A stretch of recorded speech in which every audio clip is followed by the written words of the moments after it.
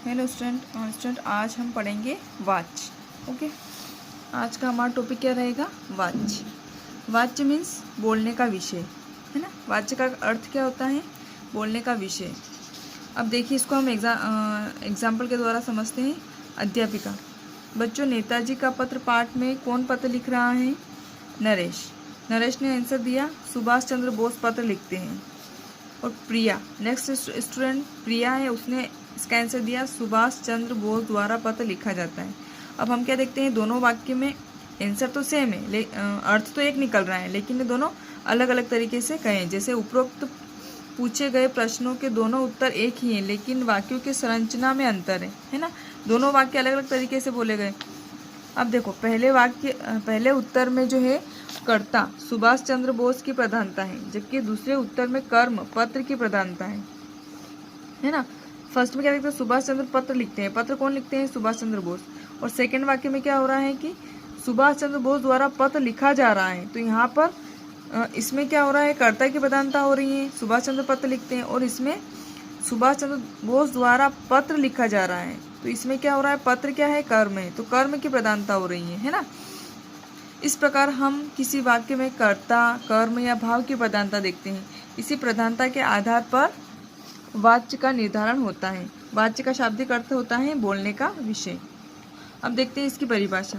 क्रिया के जिस रूप से यह बोध हो कि वाक्य में क्रिया का मुख्य विषय कर्ता है, कर्म है या भाव है, उसे हम क्या कहते हैं? वाच्य।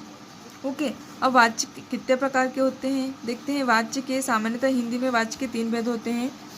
फर्स्ट है कृतवाच्य, सेकंड कर्मवाच्य, और थर्ड क्या है? भाववाच्य। अब इनकी परिभाषा के जरिए हम तीनों को समझेंगे। फर्स्ट है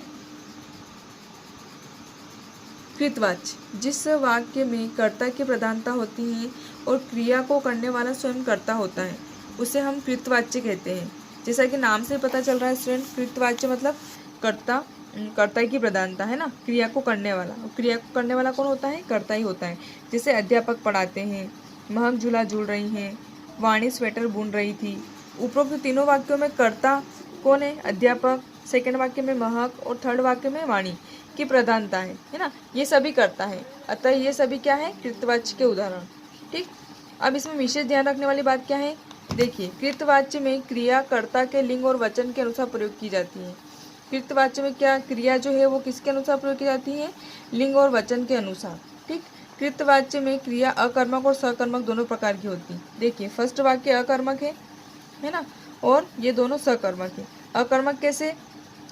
अध्यापक पढ़ाते हैं। कौन पढ़ाते हैं? अध्यापक पढ़ाते हैं। डायरेक्ट आंसर क्या आ रहा है? अध्यापक, है ना। और इसमें वाणी स्वेटर बुन रही है। वाणी क्या बुन रही है? स्वेटर।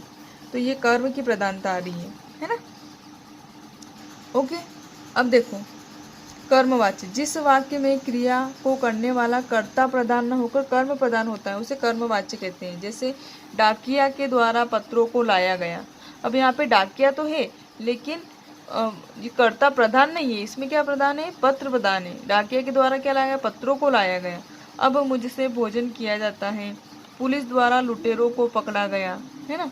अब तक उपरोक्त तीनों वाक्यों में कर्म क्या क्या है? पत्रों, भोजन और लुटेरों की प्रधानता है। कर्म की प्रधानता है इसमें भोजन। अब मुझसे भोजन किया जाता है और पुलिस द्वारा लुटेरों को पकड़ा गया, तो लुटेरों। ठीक। तो ये सभी क्या है? कर्मवाच्य के उदाहरण है। अब इसमें विशेष ध्यान रखने वाली बात क्या है? कर्मवाच्य में क्रिया कर्ता के लिंग और वचन के अनुसार प्रयोग की जाती है। यहाँ पर कर्ता के कर्म होना चाहिए यहाँ पर स्टूडेंट, है ना। कर्मवाच्य में क्रिया कर्म के लिंग और वचन के अनुसार प्रयोग की जाती है। ठीक है। फिर नेक्स्ट है कर्मवाच्य में प्रायः सकर्मक क्रिया का ही प्रयोग होता है। हमने फर्स्ट वाक्य में इसमें क्या देखा था कि इसमें अकर्मक और सकर्मक दोनों प्रकार की क्रियाएं होती हैं, लेकिन कर्मवाच्य में सिर्फ सकर्मक क्रिया का यूज किया जाता है। ओके। नेक्स्ट है इसमें से, द्वारा अथवा के द्वारा परसर्ग का प्रयोग किया जाता है। अगर जिसमें द्वारा है, से है, या से द्वारा, के द्वारा, इस प्रकार के सेंटेंस है वो किस में आएंगे? कर्मवाच्य के अंतर्गत आएंगे। ओके। नेक्स्ट है भाववाच्य, जिस वाक्य में भाव की प्रधानता होती है और क्रिया भाव के अनुसार बदलती है, उसे भाववाच्य कहते हैं। जैसे गोपाल दास से अब चला नहीं जाता, रेणु से गाया नहीं जाता, मुझसे अब बैठा नहीं जाता। स्टूडेंट, इसमें क्या होगा? भाववाच्य में अधिकतर जितने भी आपको सेंटेंस मिलेंगे वो नेगेटिव होंगे, होगा नकारात्मक सेंटेंस मिलेंगे आपको। उपरोक्त तीनों वाक्यों में भाव की प्रधानता है, अर्थात क्रिया का प्रयोग भाव के अनुसार हुआ है। ये सभी भाववाच्य के उदाहरण हैं। ओके, अब इसमें विशेष क्या है देखते हैं। भाववाच्य में क्रिया सदैव एक वचन, पुल्लिंग और अन्य पुरुष में रहती है। मतलब भाववाक्य में जो भी क्रिया होगी वो सदैव एक वचन में होगी, पुल्लिंग होगी। ओके, नेक्स्ट, भाववाच्य में प्रायः अकर्मक क्रिया का प्रयोग होता है। इसमें अधिकतर कौन सी क्रिया होती है? अकर्मक। भाववाच्य का प्रयोग अधिकतर असमर्थता प्रकट करने के लिए होता है। तो ये विशेष बातें आपको ध्यान रखनी है। ओके, जिसमें असमर्थता प्रकट होती है, मुझसे अब चला नहीं जाता, मुझसे खाया नहीं जाता, मुझसे नाचा नहीं जाता, इस प्रकार के सेंटेंस किस में आएंगे? असमर्थता प्रकट करने वाले भाववाच्य में। ओके, अब वाच्य परिवर्तन किस प्रकार कर सकते हैं हम देखते हैं। कृतवाच्य से कर्मवाच्य बनाना। देखिए, एक तरफ कृतवाच्य के सेंटेंस है, दूसरी तरफ कर्मवाच्य के सेंटेंस है। अब देखो किस प्रकार से कृतवाच्य को कर्मवाच्य में बदला गया है। फर्स्ट है, माँ स्वेटर बुन रही हैं। इसको कर्मवाच्य में किस प्रकार बदलेंगे? माँ के द्वारा स्वेटर बुना जा रहा है। के द्वारा, कौन सा सेंटेंस आया है? के द्वारा। बकरी घास खाती है, कृतवाच्य। इसमें क्या हो रहा है? बकरी द्वारा घास खाई जाती है। नेक्स्ट, दादी कहानी सुनाती है। इसमें क्या आ जाएगा? कर्मवाच्य में दादी द्वारा कहानी सुनाई जाती है। ओके, अब देखो कृतवाच्य से भाववाच्य किस प्रकार बनाते हैं। आरती नाच नहीं सकती, आरती से नाचा नहीं जाता, असमर्थता प्रकट हो रही है, नेगेटिव सेंटेंस है। वह दौड़ नहीं सकता, उससे दौड़ा नहीं जाता, यहाँ पे भी असमर्थता प्रकट हो रही है। राजू नहीं हंसा, राजू से हंसा नहीं गया।